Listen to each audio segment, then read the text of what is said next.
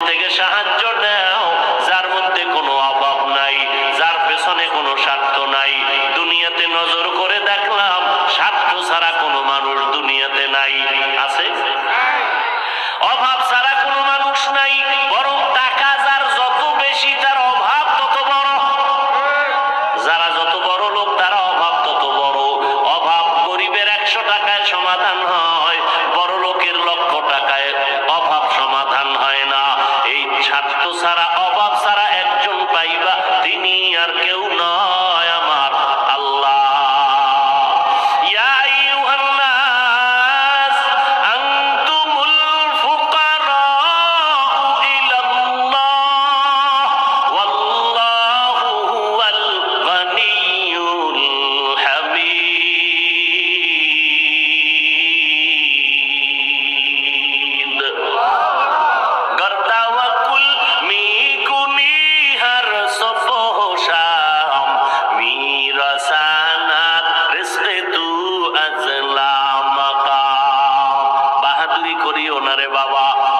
সাহায্য ছাড়া চলা যাবে না।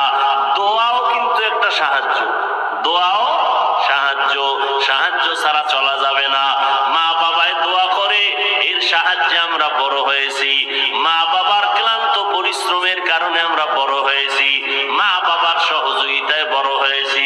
কিন্তু স্বার্থ ছাড়া জমিনের মধ্যে কোনো মানুষ নাই, অভাব ছাড়া কেউ নাই। যার কোনো অভাব নাই তিনি হলেন আমার আল্লাহ, যার কোনো স্বার্থ নাই তিনি আমার আল্লাহ।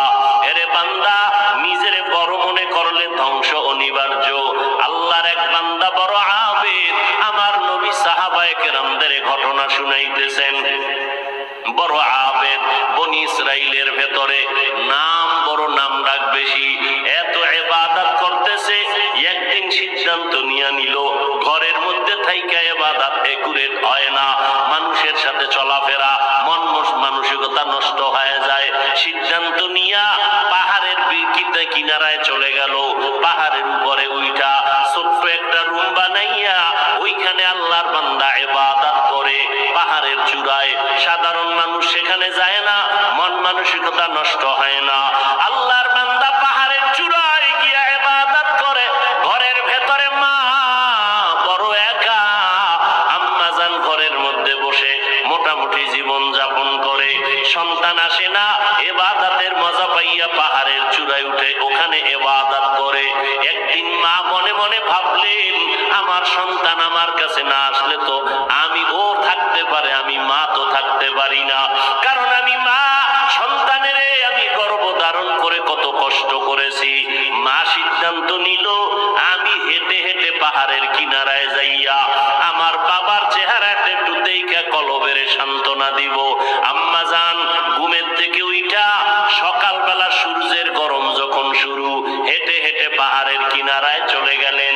আল্লাহর বান্দা আবেদ পাহাড়ের চূড়ায় ইবাদত খানায় নামাজ পড়ে আর আল্লাহরে সিজদা দেয়।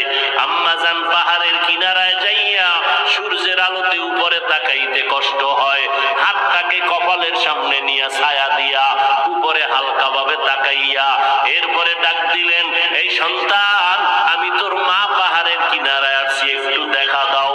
আমি মা তোমার চেহারাটা দেখার জন্য পাগলের মতো হয়ে গেলাম। আল্লাহর বান্দা পাহাড়ের উপর থেকে মায়ের কণ্ঠের আওয়াজটা শুনছে। এমন সময় ডাক দিছে মা, যেই সময় আল্লাহর বান্দা নামাজে দাঁড়ানো। চিন্তায় পড়ে গেল, এখন কি মায়ের ডাকে সাড়া দিব নাকি আমার মাওলার সাথে আমি কথা বলবো। সিদ্ধান্ত নিয়াই বান্দা মায়ের ডাকে আর সাড়া দেয় নাই, নামাজে দাঁড়ায় গেল, নামাজের ভিতরে মশগুল হয়ে গেল। আম্মা জান দীর্ঘ টাইম কষ্ট করে দাঁড়াইয়া সন্তান যখন সাড়া দেয় না, মা হালকা একটু কষ্ট নিয়ে বাড়ির মধ্যে রওনা। বাড়িতে চলে আসলেন। ঠিক আছে বাবা, তুই ইবাদত করো, ওখানে থাক, আমার ডাকে সাড়া দিলি না, দুঃখ নিয়ে চলে গেলাম। মা বাসায় চলে গেল, কিন্তু মায়ের চোখে ঘুম হয় না।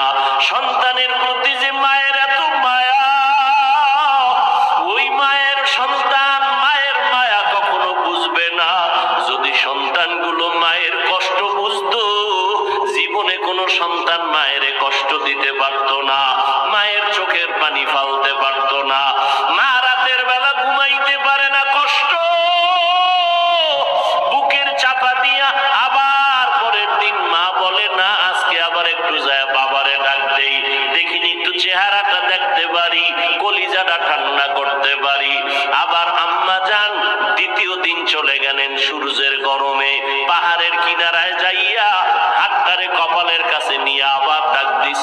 সন্তান, তোমার মা ডাকতেছে, আসো একটু পাহাড় থেকে আইসা মায়ের কাছে দেখা দিয়া যাও, কলিজা ঠান্ডা করো। সন্তান এখনো নামাজে দাঁড়ানো, এবারও চিন্তা করলো আমি মায়ের ডাকে সাড়া দিব নাকি আমি নামাজের মধ্যেই থাকবো। সিদ্ধান্ত আগের মতোই অটল, নামাজ আমি ছাড়বো না, মায়ের ডাকে কোনো সাড়াও দিব না। মা দ্বিতীয় দিনের মতো কষ্ট পাইয়া বিদায় নিয়ে বাসায় চলে গেলে, কিন্তু মা মনেরে বুঝাইতে পারে না সন্তানের কষ্ট কখন মন থেকে যায় না। এরে আল্লাহর বান্দা, স্বামী আর স্ত্রী এক জায়গায় ঘুমায়, হঠাৎ একদিন তাকায়া দেখে স্ত্রী বালিশে মাথা লাগাইয়া গুনগুন গুনগুন করে কান্না করে। আব্বা জান জিজ্ঞাসা করে, বিবি কাঁদো কেন? তোমার ঘুম, তুমি ঘুমাও, আমি মনের দুঃখে কাঁদি। বলে কি দুঃখ? তোমার জানার দরকার নাই। মা চায় বাবায় জানো, না জানে তো বাবাও দুঃখ পাবে। স্বামী বেচারা কয়, না বলো তুমি কেন কাঁদো? আমার মনে বড় কষ্ট লাগতেছে, কেন কাঁদো বলো। মা চোখের পানি ছেড়ে কয়, স্বামী আমার সন্তানের জন্য আমি জীবনটা বিলায় দিলাম। আজকে 7টা দিন হয়ে গেছে সন্তান আমারে মা বলিয়া ডাক দেয় না। আমি পাগলের মতো হয়ে গেছি। বলে কেন ডাকে না? বলে সন্তান একটা অন্যায় করতেছিল, আমি একটু ধমক দিছি, সন্তান রাগ করে আর আমার সাথে কথা বলে না। ঘরে আইসা প্লেটটা নিয়ে খানা খাইয়া পাপ পেছনের দরজা দিয়ে চলে যায়, আমার দিকে তাকায়। এবার বাবায় বলে, বিবি তুমি আরামে ঘুমাও, সন্তানের চিন্তায় ঘুম নষ্ট করিও না। আজকে না কালকে সন্তান বুঝতে পারলে তোমার কাছে আইসা মাপ চাবে। মা ডাক দিয়ে কয়, স্বামী আমার, তুমি আমারে যত বুঝাও, আমি যতবার খানার প্লেট নেই আমি খানা মুখে দিতে পারি না, তোমারে বুঝাইতে পারি না আমার খানার থেকে ঘুমের থেকে সন্তানের মা তাকে এত মজা। সন্তান যখন আম্মু বলিয়া ডাক দেয়, কলিজা ঠান্ডা হয়ে যায়। ও সন্তানেরা, ওই মা বাবা যারা কবরে রাইখে আজকে বাহাদুরি করো রে বাবা, ওই আল্লাহর বান্দি দ্বিতীয় দিনও কষ্ট পাইয়া বিদায়, কিন্তু রাতের ঘুম নাই, মনের মধ্যে বড় কষ্ট। নবীজি সাহাবায়ে কেরামদের সামনে ঘটনা বলেন আর কাঁদতেছেন। সাহাবায়ে কেরামরাও কান্নার আওয়াজ। মায়ার নবী বলেন, ও সাহাবায়ে কেরাম, ওই মা তৃতীয় দিন আবার চলে গেল পাহাড়ের কিনারায়, যাইয়া ডাক দিছে, বাবা একবার না দুইবার না, তৃতীয়বারের মতো আমি তোমার দরজায় এসে গেলাম, একটু পাহাড় থেকে নাইমা সারা দাও। আজও সন্তান নামাজে দাঁড়ানো, আল্লাহর মহব্বতে আর মায়ের ডাকে সারা দেয় না। 2 দিন মা কষ্ট পাইয়া কিছু বলে নাই, চলে গেছে। আজকে কষ্ট পাইয়া আর নিজের কন্ট্রোল করতে পারে না, আসমানের দিকে তাকাইয়া একটা কথা বলিয়েই ফেলছে। আসমানের দিকে তাকাইয়া বলে, ও আসমানের মালিক, এমন সন্তান দিয়ে কি হবে আমার, যেই সন্তান আমার 3 দিনের কষ্ট বুঝলো না রে আল্লাহ, আমার মনটারে মানাইতে পারি না। ওর তো একদিন মরণ হবে, তবে আমার একটা দাবি, ওরে তুমি জেনাকারিনী মহিলার চেহারা না দেখাইয়া মরণ দিবা না। কঠিন এক কথা আসমানে লাগাই দিলেন, আসমানে কবুল হয়ে গেছে। মা বাবার দোয়া, বটদোয়ার মাঝখানে কোনো পর্দা থাকে না, আর সে আজিমে ডাইরেক্ট চলে যায়। এই যুবক, জিরি মাদ্রাসায় বলে আসছি, আল্লাহর কসম করে বলে গেলাম, কুতুবদিয়ার মুসলমান, কসমের কথা বিশ্বাস না করলে তোমার ঈমান দুর্বল। আল্লাহর কসম, ওয়াল্লাহি বিল্লাহি তাল্লাহি, 3 বার কসম করে বলে গেলাম। বিশেষ করে যুবকদেরকে বলছি, মরার আগে যদি বন্ধু হইয়া বিছানায় কষ্ট পাইয়া মরতে চাও, তাহলে মার সাথে বাবার সাথে বেয়াদবি কর, শিক্ষকের সাথে বেয়াদবি কর, মুরব্বীদের সাথে বেয়াদবি কর।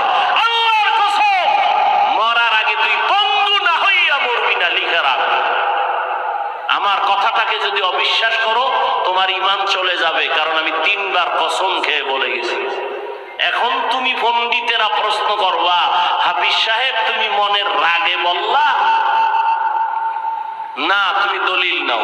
ক্বালান নবিয়্যু সাল্লাল্লাহু আলাইহি ওয়া আলিহি ওয়া সাল্লাম ইসনানি ওয়াজ্জিলুহুম আল্লাহু ফিদ দুনিয়া আল বাগয়ু ওয়া উকুকুল ওয়ালিদাইন আও কামা ক্বালান নবিয়্যু আলাইহি সালাতু ওয়াস সালাম। আল্লাহর নবী বলেন, দুইটা অন্যায় দুনিয়াতে এমন আছে যেই দুইটা অপরাধ করলে মরার আগে জমিনে শাস্তি হবে। কয়টা অন্যায়? কি আপনাদের খারাপ লাগতেছে? মোনাজাত দিয়ে দিব? আমার তো কষ্ট, অনেক কষ্ট, মাইকটাও সুন্দর না, তারপর আপনাদের মহব্বতে কথা বলতেছি গলা ফাটাইয়া। কি করার? এরপর আপনারা বসলে একটু আমি কথা ফিনিশিং দিয়ে আসতেছি, আর একটু সামনে আগাবো। আল্লাহ সবাইকে কবুল করেন। মদিনার নবী বলেন, দুইটা অপরাধ আছে যদি দুনিয়াতে করো মরার আগে শাস্তি হবে, মরার পরে নয়। এক নাম্বার অপরাধের নাম জুলুম, দ্বিতীয় অপরাধের নাম হলো মা বাবার সাথে বেয়াদবি। যারা মা বাবার সাথে বেয়াদবি করবে নবী বলেন তাদের শাস্তি হবে মরার আগে দুনিয়ার জমিনে। যারা জুলুম করবে, ওস্তাদের ইজ্জতের উপর আঘাত করবে, ভাইয়ের উপরে জুলুম করবে, বোনের উপরে জুলুম করবে, প্রতিবেশীর উপরে জুলুম করবে, গরিবের উপরে জুলুম করবে, এই জালেমের বিচার আমার আল্লাহ মরার আগেই করে নিবেন। ও আল্লাহর বান্দারা, মা যখন কথাটা বলেই ফেললেন আসমানে কবুল হয়ে গেল, কি বরদোয়া করলেন? মা গেছেন, ভুলে গেছেন? জেনাকারিনী মহিলার চেহারা না দেখাইয়া মারবা না। মা কিন্তু কঠিন কয় নাই, যদি কইতো জেনা না করাইয়া মারবা না তাতে আরো কঠিন হয়ে যাইত। মা একটু পাশ কাটায় বললেন ও জেনা টেনা করবে না, কিন্তু জেনাকারিনী মহিলার চেহারা দেখে মরবে, এটাও একটা অভিশাপ। একটু মহিলা দেখবে না, কারণ আমার বাচ্চা তো ইবাদত করে পাহাড়ের চূড়ায়, সে কোনো নারী দেখবে না, কিন্তু দেখতে গেলেও জানো নামাজি না, একটা জেনাকারিনী নারী দেখবে। পুরা বনি ইসরাইলের মাঝে প্রশংসা, পাহাড়ের চূড়ায় আল্লাহর বান্দা এত পরিমাণে ইবাদত করে যে তার ইবাদত আল্লাহর প্রতি এতটা অগাধ বিশ্বাস, পৃথিবীর কেউ তাকে আল্লাহর থেকে বিন্দু পিছপা ঘটাতে পারবে না, গাফেল করতে পারবে না। ওই এলাকার এক সুন্দরী মহিলা, রূপসী, সে কয় এত প্রশংসা তারে কেউ আল্লাহর থেকে আলাদা করতে পারবে না। কয় না, কেউ পারবে না। আমি পারবো। সুন্দরী মেয়ে বলে আমি পারবো। এই মেয়ে হাঁটতে হাঁটতে ওই পাহাড়ের চূড়ায় উঠছে, উঠে দেখে আল্লাহর বান্দা নামাজে দাঁড়ানো। ওর কামি শুধু আল্লাহর সেজদা দেয়, নামাজে দাঁড়ায়, তেলাওয়াত করে, দিয়ে কাজ চলতেছে, নামাজ আর নামাজ আর নামাজ। ওই মহিলা আল্লাহর আবেদ বান্দার সামনে দাঁড়ালো। যেই সূরাটা ধরলে আল্লাহর বান্দার নজর চলে আসবে, জিনা করার জন্য বাধ্য হবে, এমন কৌশল কোনটা বাদ দেয় নাই মহিলা। কিন্তু তাকায় দেখে আল্লাহর বান্দা একটা নজর কোনো দিকে ডান বাম করে না, নিচের দিকে নজর, আল্লাহর মহব্বতের ভিতরে মশগুল। বলবেন মহিলা হাতটা ধরবে না? রে বাবা, এটা সম্ভব না। আল্লাহর উপরে ভরসা কইরা যারা চলবে এদের গায়ে টাচ করার ক্ষমতা কোনো বাহাদুরের নাই। যদি হাত বাড়ায় তোরা হাতটা সাথে সাথে বাঁকা হয়ে যাবে। ইব্রাহিম নবী বিশ্ব সুন্দরী সারাকে নিয়ে যাইতেছিল মিশরের উপর দিয়া। জালেম বাদশা খবর পাইয়া সুন্দরীর টাইনা নিয়ে আসে। ইব্রাহিম নবী গাছতলায় বয়ে খায়, আল্লাহ, আমি না নবী, আমার স্ত্রীর উপরে যদি আঘাত করে চরিত্রের, আমার নবুয়তের হালাত কি হবে? আল্লাহ কয়, হেফাজত আমি করব। তোমার ভয় লাগে? তোমার অন্তর্চক্ষু খুলে দিলাম। ওই বাদশা জালেম তোমার স্ত্রীর সাথে যা করবে তুমি গাছতলা বয়ে সব দেখবা। জালেম নিয়া আসল রুমের মধ্যে ঢুকাইয়া যখন হাত বাড়াইছে, হাতটা বাঁকা হয়ে গেছে, অবশ হয়ে গেছে। একবার, দুইবার, তিনবার। পরে বেটি ইব্রাহিম নবীর স্ত্রীর কাছে মাপ চাইছে। মাপ চাইয়ে কয়, তোমার মধ্যে এমন কি পাওয়ার, আমি হাতটা আগাইয়া গেলেই বাঁকা হয়ে যায়? এই মহিলা,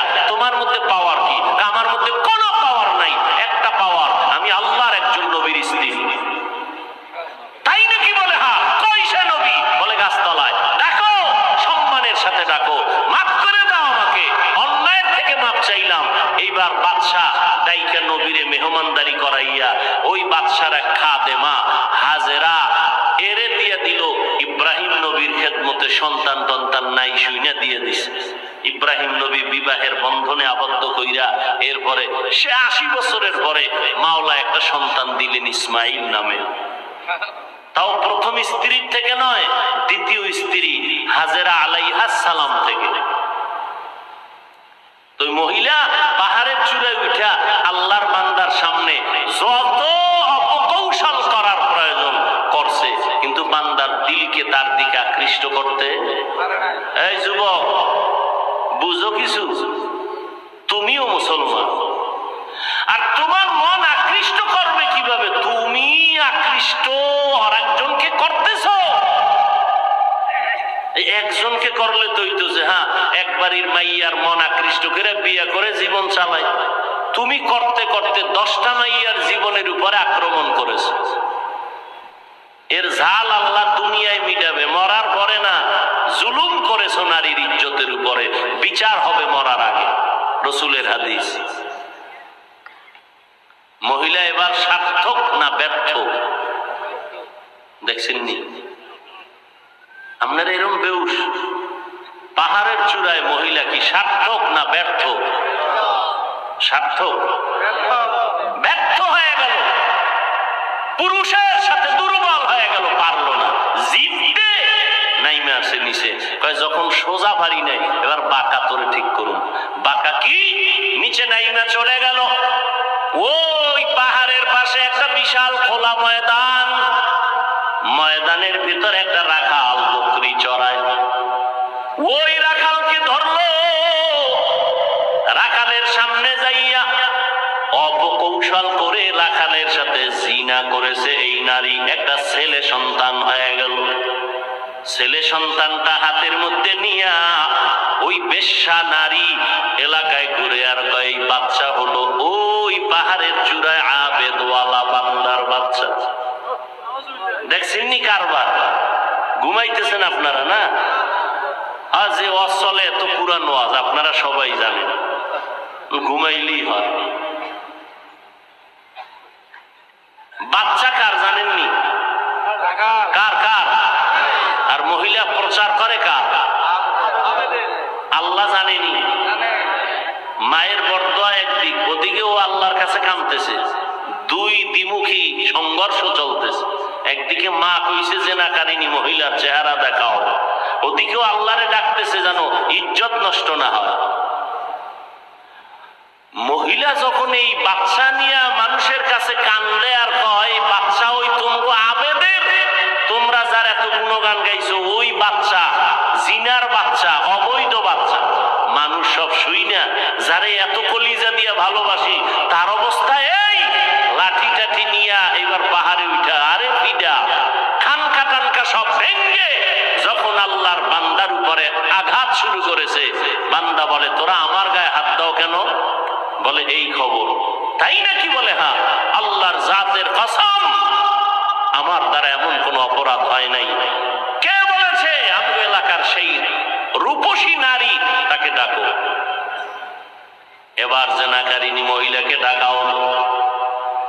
জেনাকারিনী মহিলাকে ডাকার পর আল্লাহর বান্দা আবেদের সামনে জেনাকারিনী মহিলা দাঁড়ানো। মা কইছে আল্লাহ আমার সন্তানের জেনাকারিনীর চেহারা না দেখাইয়া মরণ দিও না। এই ঘটনা শুনে জেনাকারিনী মহিলা বাচ্চা নিয়ে হাজির। আল্লাহর বান্দা সিজদায় পড়ে কান্না করে কয় আল্লাহ তুমি আমারে মাফ করিয়া দাও, উম্মতের সামনে তুমি সত্যটারে জাহের করে দাও, সত্যটারে তুমি প্রকাশ করে দাও, ইজ্জতের হেফাজত করো। নামাজ পড়ে কান্নাকাটি করে দোয়া করে এইবার মহিলার সামনে দাঁড়াইল। মায়ের বরদোয়াটা এইবার কবুল হয়ে গেল। এইবার মহিলারে কয় তুই নাকি আমার বিরুদ্ধে বলেছো? কয় হ্যাঁ। কি বলছো? কয় বাচ্চা তোমার। কয় নাউযুবিল্লাহ, বাচ্চা আমার? বলে হ্যাঁ। দে বাচ্চা আমার কোলে দে।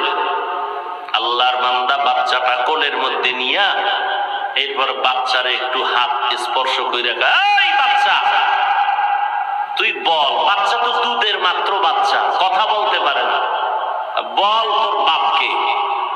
মুহূর্তের মধ্যে বাচ্চার জবান খুলে গেল, বাচ্চা বলে আমার বাপ হলো রাখাল। আমার বাপকে, মায়ের কোলে দুধের বাচ্চা কথা বলেছেন, যেমন মারিয়াম আলাইহিস সালামের সন্তান ঈসা আলাইহিস সালাম, মায়ের কোলে দুধের বাচ্চা ঈসা নবী কথা বলেছেন শিশু অবস্থায়। ইউসুফ নবীরে যখন জুলাইখা আটকাইয়া দিছিল, স্বামীর সামনে, জুলাইখার স্বামীর সামনে ইউসুফ দাঁড়ানো, যখনই এগুলো সব স্পষ্ট হলো, ইউসুফ নবী বলল আমার কোনো দোষ নাই, জুলাইখার দোষ, সাক্ষী দাও। ইউসুফ নবীর সামনে তখন এক মহিলা দুধের বাচ্চা নিয়ে দাঁড়ানো। ইউসুফ নবী বললেন আমি সত্যবাদী না জুলাইখা সত্যবাদী, দুধের বাচ্চা সাক্ষী দিবে। বাচ্চা কয়, বাচ্চা কথা বলতে পারেনি, কয় প্রশ্ন করার দায়িত্ব তোমার, জবাব দেওয়ার দায়িত্ব এই বাচ্চা। যখন জিজ্ঞেসে, বাচ্চা কথা বলে দিছে, কোরআন শরীফের আয়াত। বাচ্চা ইউসুফ নবীকে নির্দোষ প্রমাণের জন্য একটা স্কেল দিয়ে দিছে। আরে কুতুবদিয়ার মুসলমান, আমার মাওলার কুদরত বড় কঠিন। মায়ের বরদোয়াটাও আল্লাহ কাজে লাগাইলেন, জেনাকারী নারীর চেহারা পর্যন্ত দেখায় দিলেন। আবার বাচ্চার মাধ্যমে